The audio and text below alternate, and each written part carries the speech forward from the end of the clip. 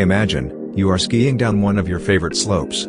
Powdery snow flies up on both sides of you, like white sand. Conditions are perfect. You are entirely focused on skiing, as well as you can. You know exactly how to move at each moment.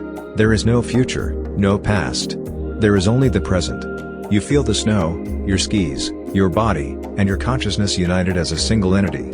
You are completely immersed in the experience, not thinking about or distracted by anything else. Your ego dissolves, and you become part of what you are doing.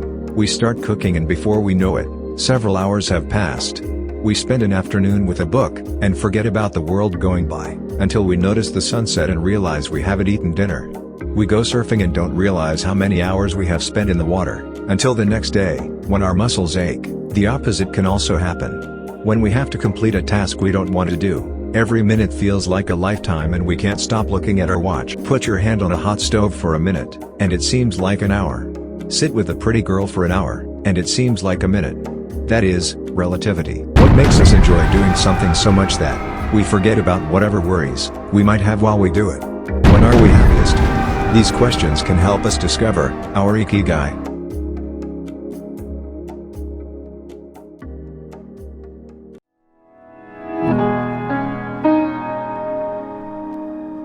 There is no magic recipe for finding happiness, for living according to your Ikigai, but one key ingredient is the ability to reach this state of flow, and, through this state, to have an optimal experience. Flow is the state in which people are so involved in an activity that nothing else seems to matter. The experience itself is so enjoyable that people will do it even at great cost, for the sheer sake of doing it. But what happens to our mind when we are in that state? When we flow, we are focused on a concrete task without any distractions. Our mind is in order.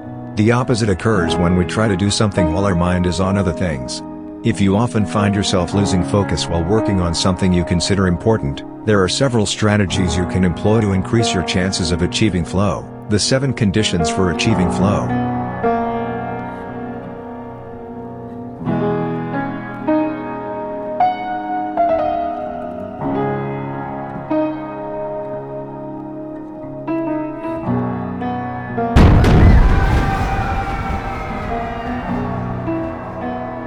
If, on the other hand, we assign ourselves a task that is too difficult, we won't have the skills to complete it and will almost certainly give up, and feel frustrated, to boot. The ideal is to find a middle path, something aligned with our abilities but just a bit of a stretch, so we experience it as a challenge. However, if the book is appropriate to our knowledge and abilities, and builds on what we already know, we'll immerse ourselves in our reading, and time will flow. This pleasure, and satisfaction, are evidence that we are in tune with our Ikigai.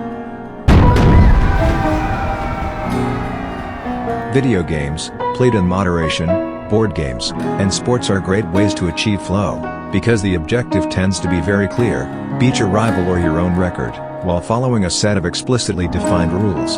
Unfortunately, the objective isn't quite as clear in most situations. It's like heading out to sea with a map, but no destination. It is much more important to have a compass, pointing to a concrete objective, than to have a map. A good compass, though, will always take you where you need to go. It doesn't mean that you should start your journey without any idea where you're going.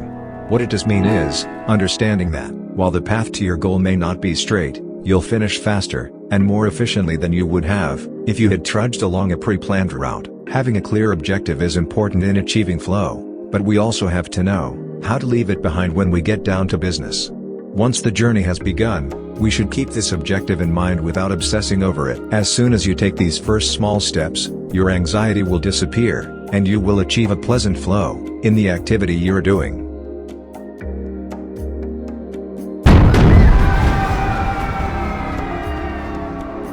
This is perhaps one of the greatest obstacles we face today. With so much technology and so many distractions, we're listening to a video on YouTube while writing an email, when suddenly a chat prompt pops up, and we answer it.